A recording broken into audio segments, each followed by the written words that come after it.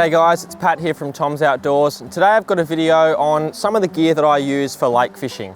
Just come back from a trip on a pretty remote lake, and I thought I'd run through some of the gear that I used to make that trip possible. Now I'll preface this by saying my lake fishing setup is fairly new. I've got a cheap tinny that I bought secondhand about a year ago and really been experimenting the whole time. So it's always evolving, but this is kind of the gear that I've been happy with the last few trips, and I'll run through some of it now. For starters, the boat itself, it's a little 3.5 metre tinny with a 15 horsepower outboard, nothing flash, and I've been absolutely loving it. It's allowed me to get into a lot of these trout lakes that I fish pretty regularly, in tight timber, certainly not offshore rated or anything, but I'm not fishing offshore. I'm just fishing in little impoundments and dams and things, and it's perfect for what I do. I've got a little electric motor on the front which allows me to poke in and out of the timber. It's got spot lock and all the rest of it, so it's super nice to be able to cast with the fly rod and have the electric motor track for me. As far as the internal setup of the boat, it's pretty bare bones. I've just got a floor in there, a thwart seat on the back, and a casting deck on the front that's carpeted with a little hatch. Nothing revolutionary at all, but it just allows me to stand up a little bit higher.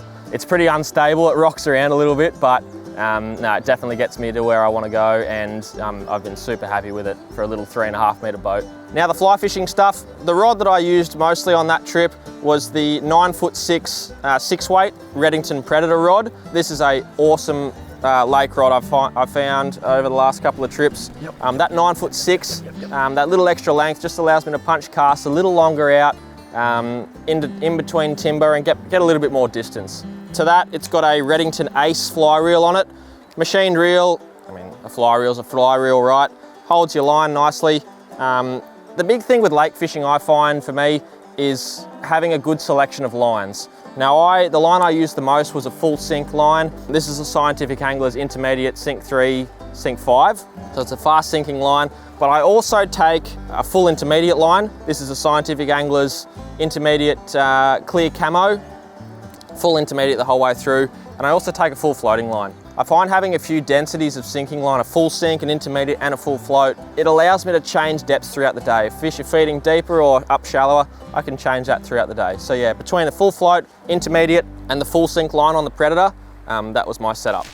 Oh, yep, and again, and again, and again. I can't go too much further without talking about safety. I fish a lot of alpine waters, and in alpine waters you must wear a life jacket at all times.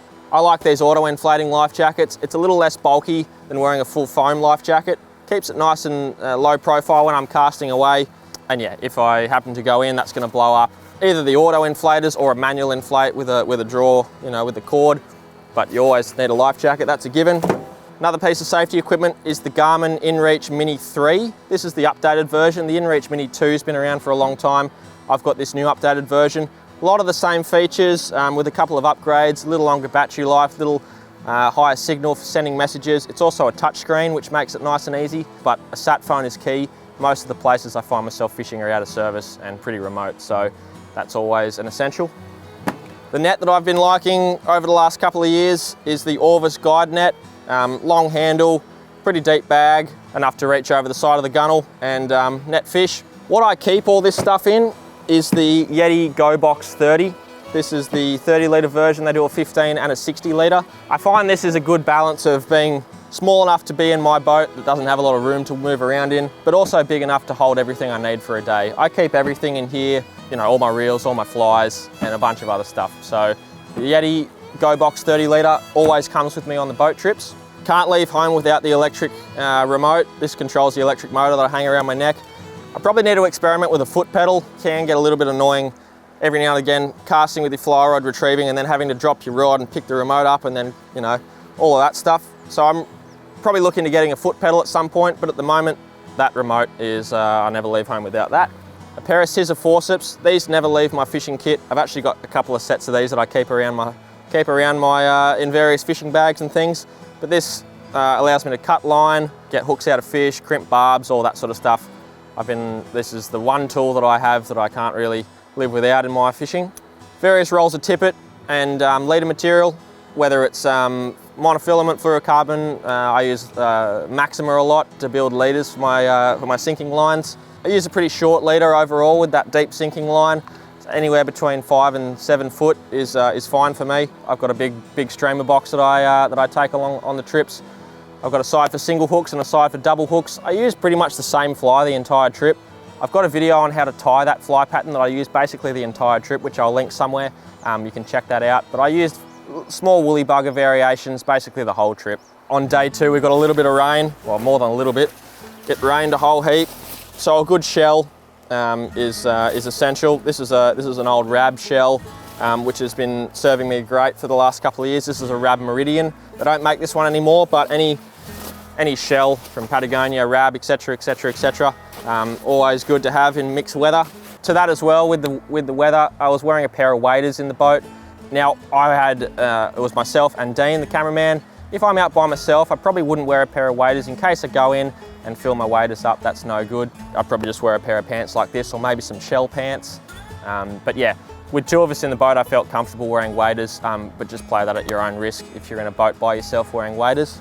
Now the one difference with this trip is we were fishing the lake and we're also fishing on foot a little bit. And I like to take a pack, whether it's a backpack like this or a little hip pack that I can use in addition to my boat kit, so I can leave the boat and fish up a river system. This is the Patagonia Guidewater backpack. Again, I've done a full review on this thing. I absolutely love this bag. It's a waterproof bag. Most of my stuff that I take and own is waterproof gear. If I'm gonna have a bag, I want it to be waterproof. If I come across some rain, we're out in the elements, you know. But having something in addition to your boat kit that I can take away from the boat with, along with the net, and then, you know, fish up a river system. Keeps me very versatile. Over the 3 days that we were fishing, I didn't know what we were sort of going to encounter, but I knew I definitely wanted to get on foot at some point and fish a river system, and that's why I took the Patagonia Guidewater pack. And then all of your little stuff, you know, your headlamps, sleeping bags, swags, cooking kit, all that sort of general camp stuff was always a part of this trip and always is a part of most trips. We set up a base camp with a Snow Peak tarp, a fireproof inner, and a Snow Peak fire pit underneath for the couple of days. Kept us, you know, a base camp nice and set up with the swags to come back to and get out of the weather. Also served us well when we needed to dry the camera out after we dropped it in the dam. But no, base camp was great under the Snow Peak tarp, and having that fire inner with the fire underneath, it keeps you really warm, and yeah, nicely out of the elements. To be honest, that's about it. That's sort of the main stuff. I've ran through the boat, the rods, what I keep my stuff in, and all the terminal tackle will change based on which lake you're fishing. But a general selection of woolly buggers and streamers and whatever is sort of gonna serve you well with most trout fishing in lakes. Let us know if you've got any suggestions. I'm always, like I said, I'm experimenting with my lake setup and always trying to find the most optimal kind of setup and gear to use for these lake trips. And yeah, as always, cheers. As always, tight lines. We'll go tight lines. Tight lines.